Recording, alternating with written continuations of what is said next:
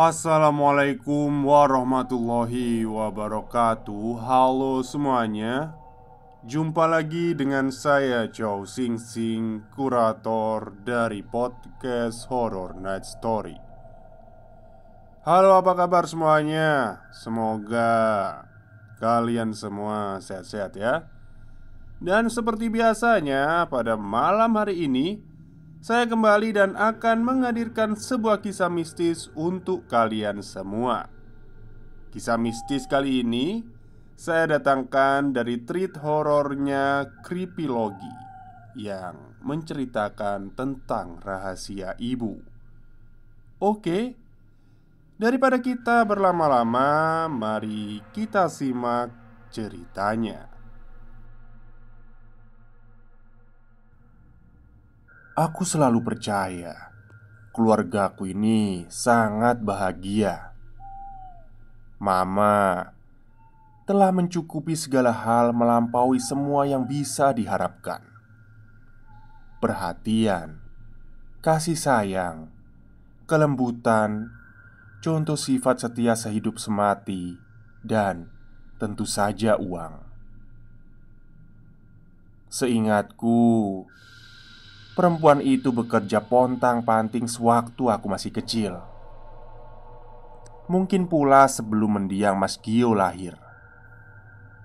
Dia mampu melakukan apa saja, atau setidaknya terlihat mampu. Tenaganya seolah tak pernah habis, kerja dari pagi sampai malam. Tetapi tak pernah sekalipun Mama meninggalkan santap malam di meja makan kesayangan kami. Aku pernah berkata saat kami sedang menikmati sup konro di suatu malam, andai kata aku sudah dewasa sekarang, aku lebih senang bekerja sepanjang hari menggantikan Mama. Bisakah Mama santai beberapa hari saja?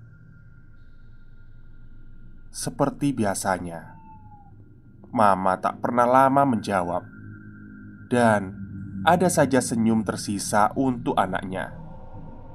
Kata Mama, "Seandainya kerja keras Mama hari ini membuat kamu tidak perlu bersusah payah di masa depan, itu lebih menggembirakan bagi Mama." Mama juga tidak pernah nampak sedih, tidak pernah takut atau kelihatan rapuh. Pendek kata, ia seperti orang yang tidak bisa dijatuhkan. Suatu ketika, Mama berkata, "Sedih dan takut hanyalah ilusi dari pemandangan yang sesungguhnya, yaitu kehilangan, kemiskinan, dan tak adanya kemampuan untuk memilih." Ia ucapkan kalimat itu 2 pekan sebelum kami pindah ke rumah baru yang lebih luas, serta bagusnya berlipat-lipat daripada yang lama. Ya, sebelum membeli, Mama mengontrak rumah sudah lama. Semenjak gadis, bahkan ia dipertemukan jodohnya di rumah petak yang catnya berkerak-kerak jamur itu, yang tidak bukan ialah bujang tetangga ujung gang. Kemudian aku menyebutnya Papa. Aku tidak dapat bercerita banyak tentang lelaki itu, oleh karena ia meninggal setelah ditujah livernya saat sedang mengantarkan barang, tepat 7 bulan sebelum aku lahir. Meski begitu, aku bisa menceritakannya sedikit. Yang paling menarik ialah kisah Mama ketika sudah memacari Papa. Dan pada suatu malam ia ditabrak lari oleh seorang pengendara motor. Kejadiannya tidak jauh dari rumah, sehingga hal itu diketahui pacarnya. Tanpa banyak pertimbangan, pemuda itu langsung melarikannya ke rumah sakit. Luka luarnya begitu parah, tetapi itu belum seberapa banding saat dokter mengumumkan bahwa perempuan itu mengalami hemotroaks. Jalan keluarnya harus operasi yang tentu saja biayanya tidak murah. Yang lebih mengagumkan, Papa membuat semua itu jadi amat sederhana. Dia menjual sebagian peralatan musiknya yang dicicil dari tahun ke tahun guna membiayai operasi itu. Bahkan ia nekat menggadaikan audio mixer kepada temannya. Singkat cerita, mamaku bisa dioperasi dan kabar baiknya, operasi itu berhasil. Beberapa tahun kemudian setelah kejadian itu mereka menikah. Sayangnya, itu hanya sebuah perkawinan berumur pendek. Namun, Mama tidak mampu melupakan pria itu, pria baik itu, sehingga hatinya seolah-olah tertutup untuk kawin lagi.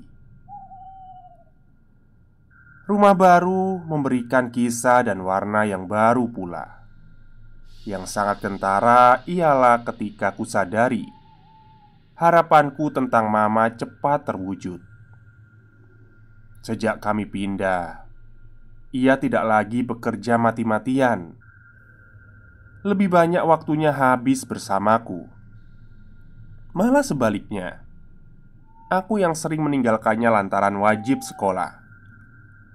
Mama setiap hari mengantarku ke sekolah. Dia juga menjemputku pulang. Dan seringkali ia mengajakku bersukaria ke tempat-tempat yang menyenangkan. Namun demikian, untuk kali pertama, aku akhirnya melihat Mama murung, yakni ketika hari sudah sore. Ia duduk di sebuah ruangan dengan wajah yang amat ditekuk. Aku tak berani bertanya. Awalnya, aku tidak kaget. Sebagai anak yang mulai berpikir, aku mengerti bahwa perasaan manusia dapat silih berganti. Tentang Mas Gio, dia kakakku.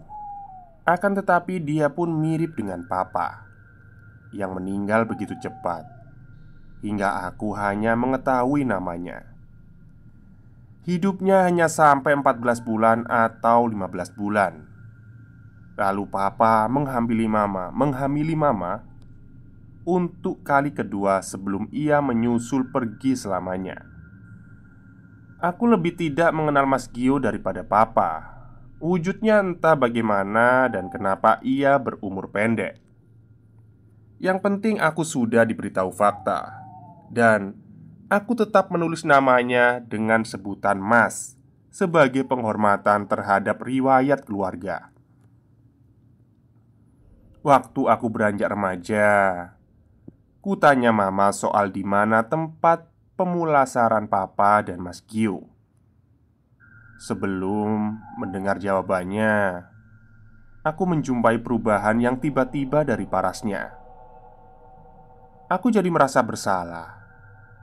Mungkin saja sebuah pertanyaan sederhana malah justru membangkitkan kedukaannya.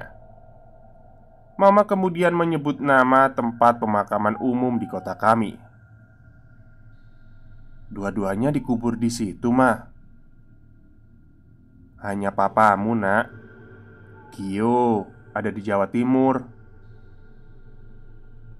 Aku belum pernah mengunjungi mereka. Kurasa mulai sekarang Mama bisa mengajakku pergi ziarah ke tempat itu. Maka tibalah hari ketika Mama akhirnya mengajakku menziarahi Papa.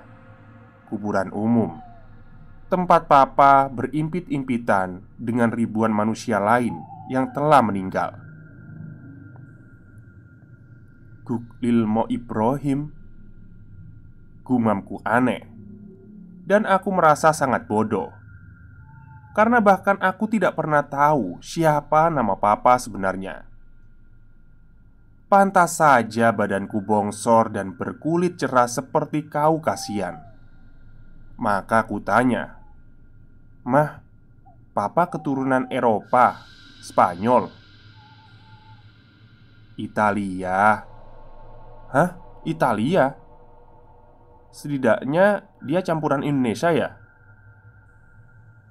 Ibrahim itu diambil dari nama keluarganya yang berasal dari Melayu Singapura. Koreksi mama. Ibrahim diambil dari keluarganya yang berasal dari Melayu Singapura. Iya benar. Jadi papa perantau. Kakek dan nenek dari papamu dulu itu merantau kemari. Mungkin karena sudah terlalu lama di Indonesia, mereka akhirnya mengganti kewarganegaraannya. Terus bagaimana dengan keluarga yang di sana? Yang di Singapura? Yang benar saja, mereka itu sudah terlalu susah untuk dilacak.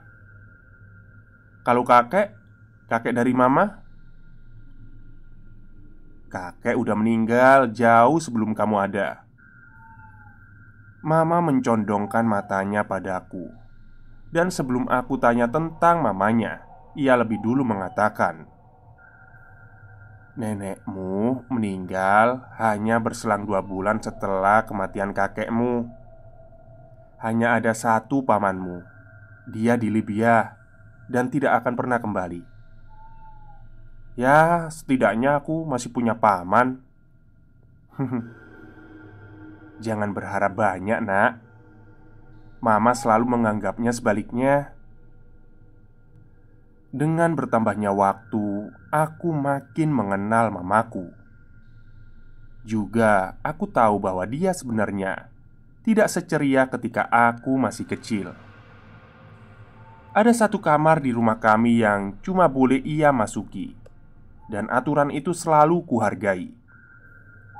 Boleh jadi itu adalah tempat ia merenung, mengerjakan hal-hal yang belum pantas aku ketahui.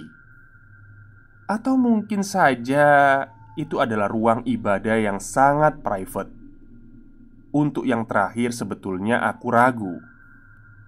Aku tak pernah diperkenalkan pada agama. Demikian pula mama, yang nampaknya punya prinsip dan aturan sendiri. Namun, ya, bisa saja seseorang memahami Tuhan dengan jalan lain yang lebih independen. Ekonomi keluargaku sangat cukup, bahkan sangat berkelimang harta. Bisnis mama berjajaran di bidang apa saja. Yang paling kusuka adalah pabrik pembuatan bakso, yang hebatnya menyuplai ratusan pedagang bahkan restoran dari mana-mana. Itu adalah pabrik pertama yang mama buat, sehingga terasa spesial bagiku. Bahkan mama juga punya jaringan restoran bakso yang cukup ternama.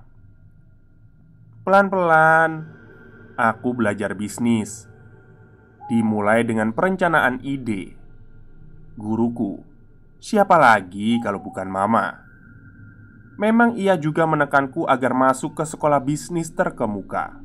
Sebab menurutnya yang paling penting dari kampus ialah menanam jaringan untuk masa depan. Akan tetapi, aku lebih dahulu memperkenalkan seorang gadis kepada mama daripada proposal bisnis. Ya, hasrat muda sukar dibendung. Aku menjadikan mama sebagai standar utama, yaitu menarik fisiknya, pintar, dan terutama punya kemauan keras. Namanya adalah Ananda. Aku jatuh hati begitu cepat dan tak akan membiarkan dirinya lepas ke pelukan para bujang pesaing. Untungnya, Ananda membalas perasaanku. Maka kami berpacaran secara tidak sah, karena memang tidak ada hubungan sah kecuali perkawinan menurut hukum. Bagaimana tanggapan mama? Astaga, ternyata dia pun cepat kepincut sama Amanda. Ya, ternyata aku tidak salah pilih. Mataku jeli, firasatku tajam terhadap wanita. Dialah sebaik-baik gadis yang dapat diharapkan. Sampai-sampai namaku langsung melambung di jagat kampus setelah memacari Ananda. Apalagi kurangnya Ananda? Tidak ada, kecuali kami cuma sekedar pacaran. Sebab aku tidak menginginkannya hanya sebatas itu. Aku hanya ingin mengawininya. Kalau bisa selekasnya. Ananda ini tidak suka berkencan di luar, melainkan lebih senang menghabiskan waktu bersama di rumah. Katanya sih itu lebih efektif untuk mencegah bisikan setan. Ya, aku paham. Dalam bahasaku, setan adalah hasrat untuk berbuat lebih banyak terkait interaksi yang intim antara satu dengan yang lainnya. Bagiku, tidak masalah. Aku tidak mengincar tubuhnya, walau kuakui ia sangat menarik. Yang lebih penting ialah dirinya seutuhnya. Kemauan Ananda menjadikan aku mengenal keluarganya. Begitu pula sebaliknya. Ia jadi lebih banyak tahu tentang mamaku. Keduanya pun mudah akrab. Apalagi mereka sama-sama suka membuat pastry. Jadi hubungan ini mulanya lancar-lancar saja.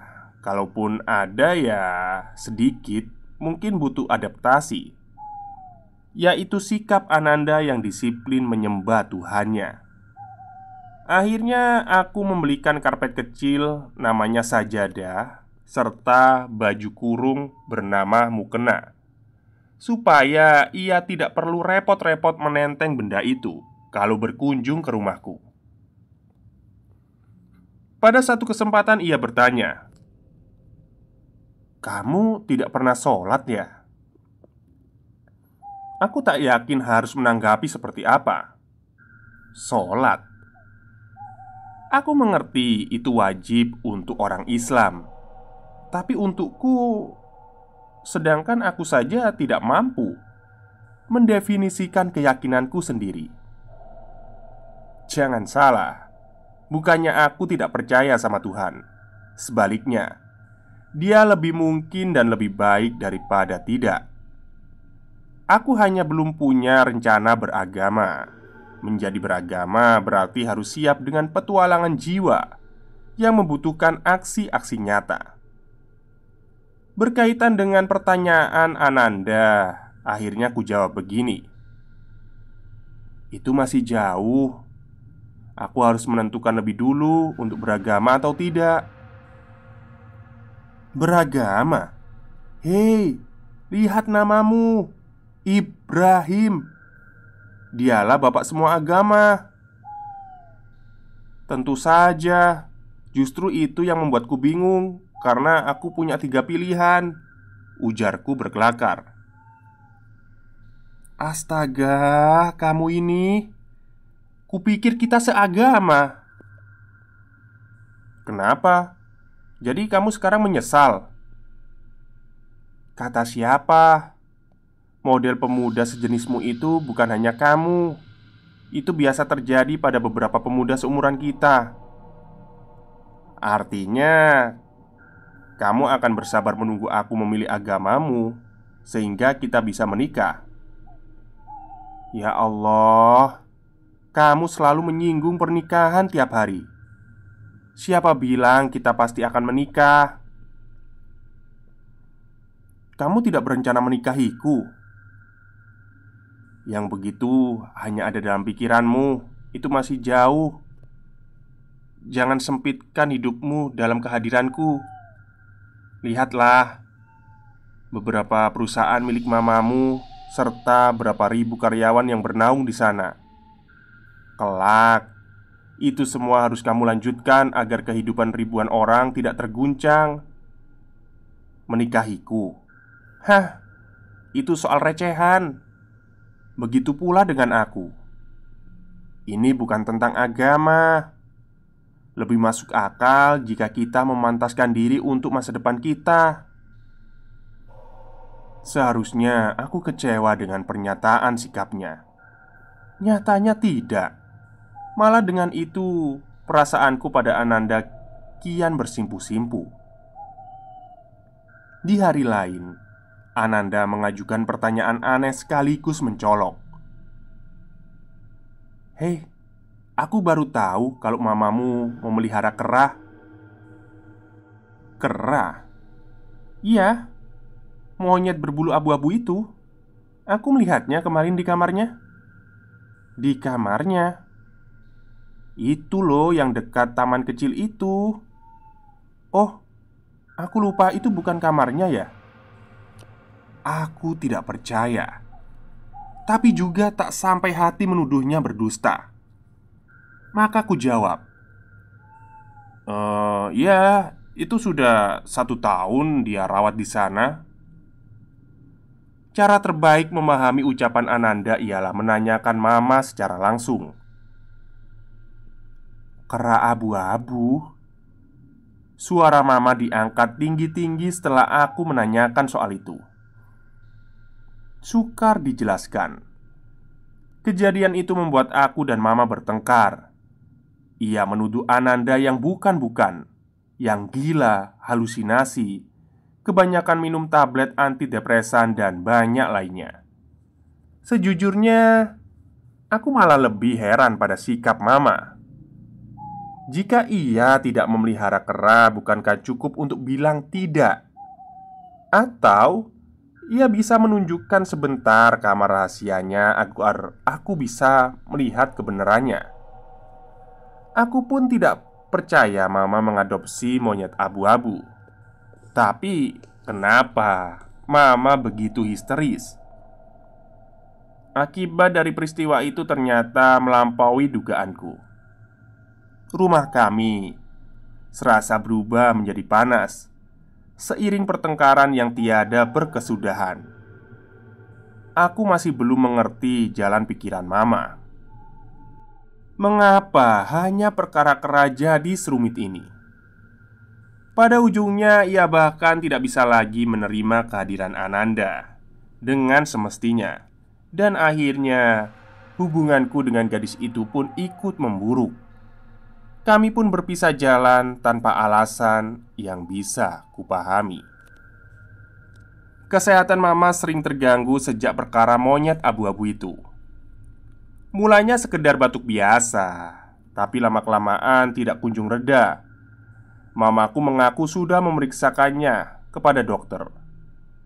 Itu memang radang tenggorokan. Kupikir sakitnya bakal cepat sembuh, ternyata tidak. Lalu, aku ternyata terlambat menyadari kondisi kesehatannya.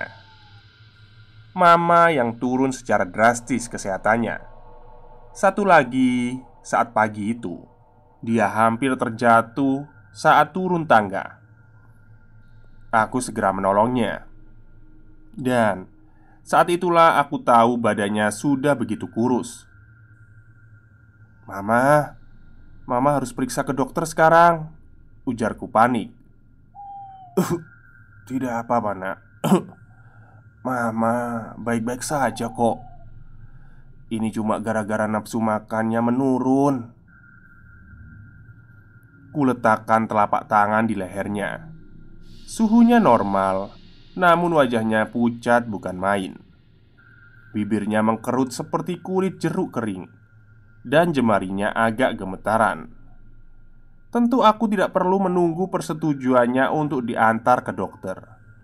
Jadi kuangkat saja mama dengan paksa. Namun, aku malah makin terheran betapa berat tubuh mama. Bahkan, ia tidak beranjak barang sejengkal pun meski ku kerahkan tenaga sekuatnya. "Mama, ada apa?" Aku tak bisa berbohong. Ini membuatku berdebar. Kemudian wanita itu turun sendiri hingga lenyap ke dalam kamarnya. Suatu hari, satu malam, pikiranku sengkarut mengkhawatirkan keadaan mama. Ia tidak lagi keluar dari kamar. Hanya masih menyaut kalau dipanggil namanya. Makan tidak, minum pun tidak. Bagaimana ia bisa kembali sehat kalau begitu? Sehari berikutnya mama mengetuk kamarku. Buru-buru ku temui dia. Ya ampun, hari itu ia berjalan dengan tongkat. Pakaiannya gaun selutut warna hitam, dibalut jas hitam, bersepatu hitam pula. Ia bersuara dengan lirih, "Antarkan mama sekarang. Bawalah baju hangat." Akhirnya dia lunak untuk diperiksa. Secepatnya aku berkemas lalu kami pergi. Di satu perempatan jalan mama berkata, "Kita ke kiri." "Loh, itu bukan arah rumah sakit, Ma." "Mama bukan ingin ke rumah sakit." "Mama." Ia langsung menyentuh tanganku, diiringi ucapan yang kemudian tidak mampu kubantah.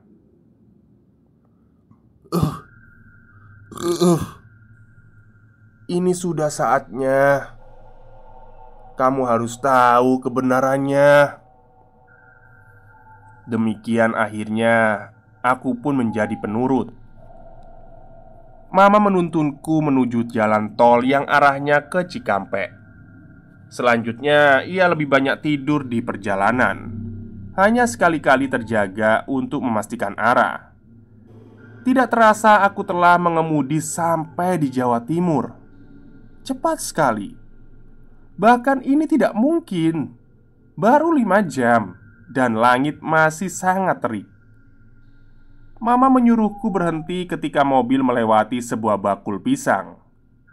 Dari dalam ia panggil penjualnya, meminta sekian tandang pisang Raja Bulu yang segera dimasukkan ke dalam bagasi dan kabin belakang hingga penuh sesak.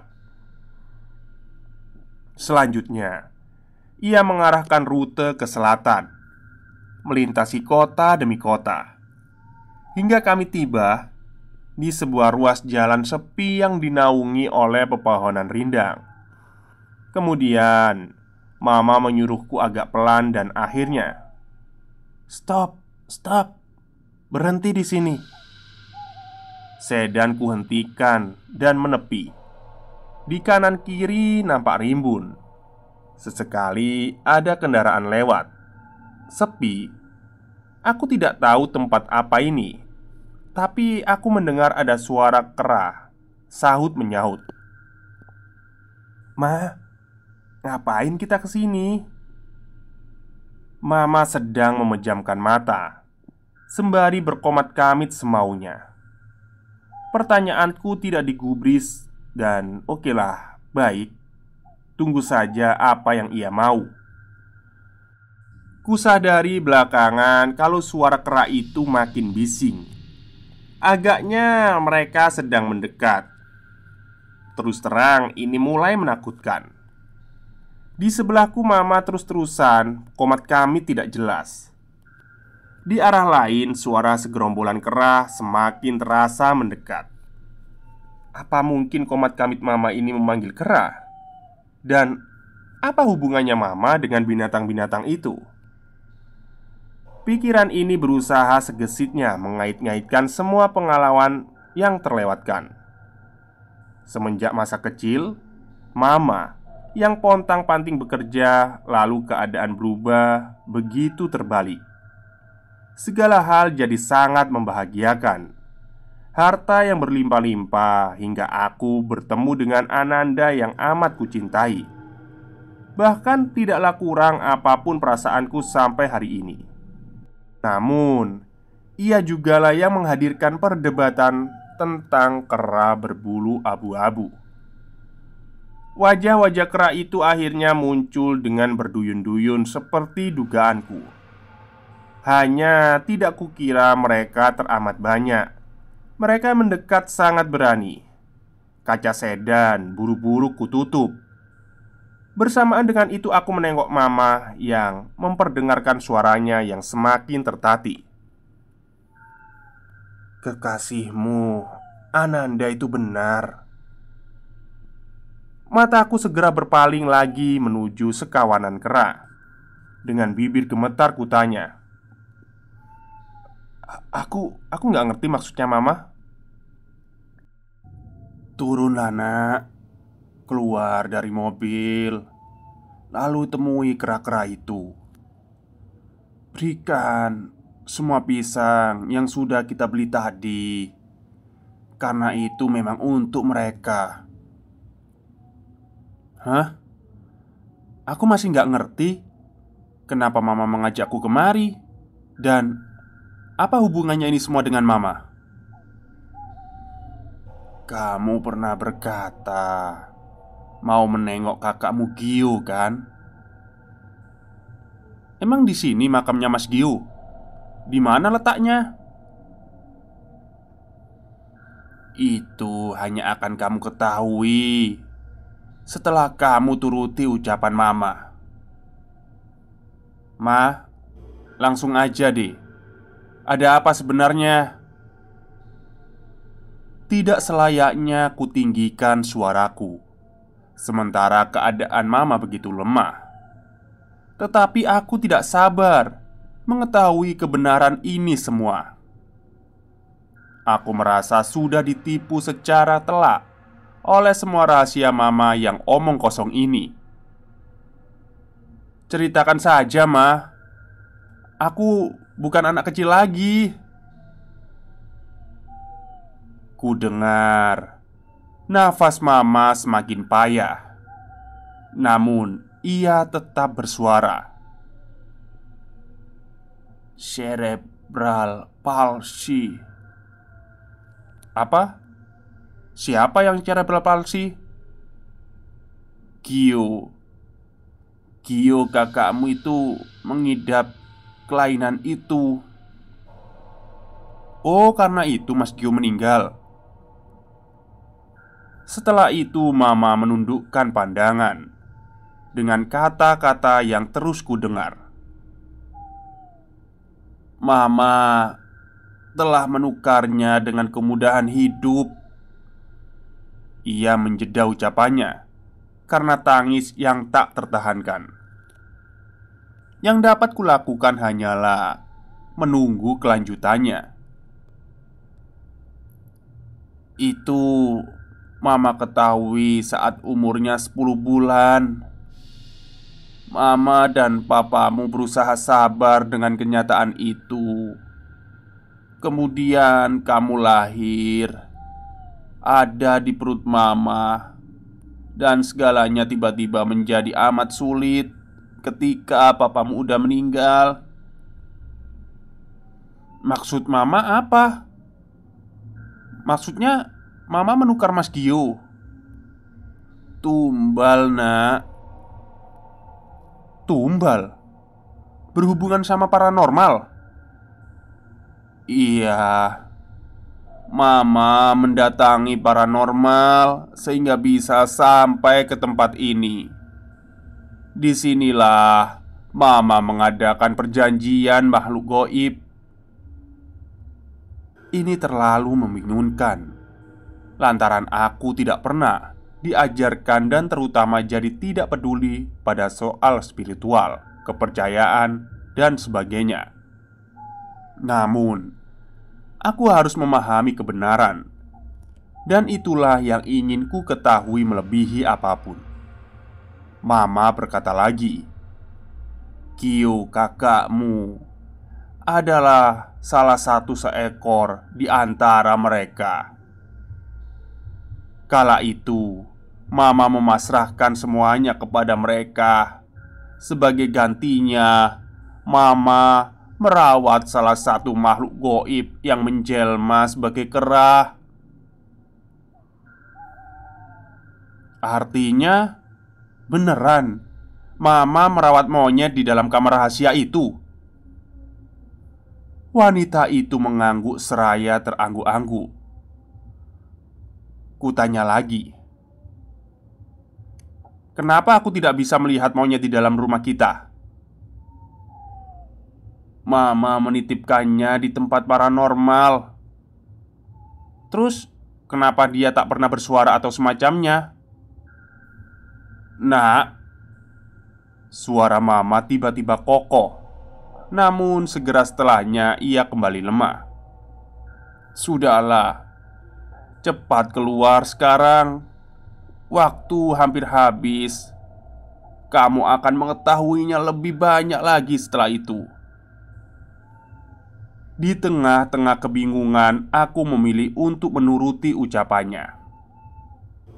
Pintu sedan kudorong. Bertepatan dengan itu, komplotan kera mendekat dengan awas. Yang aneh, mereka tidak lagi berisik. Ku keluarkan bertandan-tandan pisang dari kabin belakang dan bagasi. Pandanganku tidak kalah awas. Kalau-kalau hewan-hewan itu bermaksud jahat padaku. Namun mereka berhenti di batas tertentu, seolah mengerti bahwa aku datang membawa kesenangan untuk mereka. Satu demi satu pisang kuletakkan di dekat mereka hingga tiada yang tersisa. Tidak lama setelahnya mereka segera mencabutnya. Aku heran, monyet-monyet itu tampak begitu sopan. Mereka hanya mengambil satu lalu pergi. Pada waktunya, tandan-tandan itu menjadi botak. Para kera telah mundur tetapi tidak jauh-jauh. Sedangkan aku mematung di tepi jalan, mengawasi mereka satu persatu. Akhirnya ada sesuatu yang membuat kepalaku bertanya-tanya, yakni seekor kera yang rupanya sangat dekat dari tempat aku berdiri. Tidak seperti yang lain, ia semata-mata mematung seraya menatapku. Ia juga tidak mengambil bagian dari pisang itu. Apa ini jangan-jangan yang diceritakan Mama? Aku balas menatap seekor kera itu. Mata kami saling berpaut. Bulunya abu-abu. Wujudnya tak berselisih dengan yang lain. Namun semakin lama aku tak dapat mengalihkan pandanganku darinya. Dia sangat menarik, namun juga pemurung. Tanpa kusangka sebelumnya, bibirku tiba-tiba berucap, "Mas Gio." Entah bagaimana, sesudah ku panggil namanya, aku tidak lagi melihat kera itu, melainkan sesosok bayi mungil yang bersandar pada batang pohon. Ia memperdengarkan rengekan keras yang bersambung-sambung sekaligus memedihkan. Mustahil aku diam saja, melainkan aku berusaha untuk menghampirinya. Maka kami menjadi sangat dekat, hingga kemudian ku sentuh bayi itu. Kebenaran ini rupanya terlalu menyakitkan. Aku menangis sekeras-kerasnya disaksikan sekawanan kera itu. Sejenak aku tak dapat memikirkan apapun, hingga tiba-tiba aku teringat oleh Mama. Dengan itu, segera aku putar kepala ke belakang. Mama tidak kelihatan di kursi depan. "Mama? Mama?" Aku mundur menuju sedan. Sedangkan Mama sungguh-sungguh hilang, lenyap. Mustahil dia pergi jauh. Aku harus segera mendapatkan Mama. Alih-alih begitu, aku dikejutkan sesuatu yang lain. Seekor kera muncul dari balik pintu mobil yang masih terbuka, berjalan lurus dengan tatap yang ditautkan padaku. Aku memperhatikan langkahnya, dan rupanya ia berhenti pada seekor kera di bawah sebuah pohon yang membuatku menangis haru. Pada saat itu, aku baru percaya bahwa keluargaku sangat tidak bahagia. Selesai. Baik, itulah akhir kisah dari treat horornya Mas Kripilogi yang menceritakan tentang rahasia Mama Jadi inti dari cerita ini adalah tumbal pesugihan ya, siluman monyet. Dan tentang pesugihan siluman monyet ini sudah saya pernah dengar dari beberapa orang. Dan memang benar seperti yang dikatakan oleh kriminologi. Pasti ketika ada orang gitu ya, gini aja deh, di gunung tertentu itu ada eh, yang memuja kera gitu. Jadi untuk pesugihan gitu. Kalau kalian mungkin datang di gunung mana gitu ya, ada orang bawa pisang atau apa. Terus ketika pisang itu diturunkan dari mobil atau sepeda motor, itu kan banyak monyet-monyet yang menyerbu. Tapi pasti ada satu monyet yang diam. Diem aja ngeliatin dari jauh atau paling enggak ya dekat, tapi dia nggak ngambil pisang itu. Dia hanya diam menatap kita, menatap si apa yang ngasih pisang ini. Ya, itu adalah tumbalnya. Jadi kebanyakan memang anak mereka gitu. Anak mereka yang ditumbalkan. Tapi kalau saya pernah dengar, ini jasadnya masih ada sebenarnya. Cuma jiwanya diambil oleh siluman kera itu tadi. Jadi dijadiin kayak anak buahnya mungkin ya. Adalah kebanyakan kayak gini. Saya tidak menyebutkan nama etnis tertentu ya. Pokoknya di sekitar kalian pasti ada lah. Kaya-kaya gitu ya, tokonya di mana-mana. Terus jualan elektronik ya biasanya ya, jualan elektronik atau counter HP atau apa. Itu mereka pasti memiliki anak ya yang mengalami Down syndrome. Down syndrome itu kayak penyakit kelainan pada otak gitu. Jadi dia benar-benar nggak bisa mandiri, butuh bantuan orang lain. Makanya biasanya dia itu dikasih baby sister sama bapak atau ibunya. Itu jasadnya ada, tapi jiwanya itu udah diambil sama siluman monyet. Gitu. Terus mengenai cerebral palsy, kalau saya sih ya nggak tahu ya. Kalau cerebral palsy kemungkinan biasanya Down syndrome ya yang mengalami seperti itu. Kalau cerebral palsy itu kan memang kelumpuhan otak yang dialami ketika bayi. Dan jujur saya memang penderita cerebral palsy juga. Cerebral palsy itu ada 3 kategori ya. Ada yang parah, nggak bisa mandiri dan butuh banget bantuan orang lain. Ada yang menengah, ada yang bisa mandiri gitu. Maksudnya itu apa-apa bisa sendiri ya. Alhamdulillah saya termasuk yang kategori rendah yang bisa sendiri. Maksudnya itu mandiri gitu ya. Jadi waktu itu umur 2 tahun saya terserang cerebral palsy. Dan waktu itu karena hari besar ya, dokter, bidan, terus rumah sakit itu pada tutup semua, nggak ada penanganan. Jadinya kayak ya udahlah, keluarga juga awam dengan penyakit ini dan takut gitu loh ya. Takut dengan keadaan saya. Akhirnya penanganan seadanya. Ya mungkin ngawur, agak ngawur gitu ya. Jadi akhirnya mengalami itu tadi. Dan alhamdulillah, tapi ya sekarang ya alhamdulillah sehat sih, nggak ada apa-apa, sehat, bisa cari uang, ya pokoknya kayak gitulah. Oke, mungkin itu saja. Dan dalam cerita ini ya nggak semua penderita cerebral palsy itu adalah tumbal dari siluman monyet, enggak ya. Jadi kalau saya sendiri pribadi itu Down syndrome sih yang kebanyakan diderita karena siluman monyet itu tadi. Ya percaya nggak percaya ya. Tapi nggak semua Down syndrome itu jiwanya diambil sama siluman monyet gitu ya. Oke, mungkin itu saja cerita untuk hari ini. Semoga kalian semua suka. Selamat malam dan selamat beristirahat.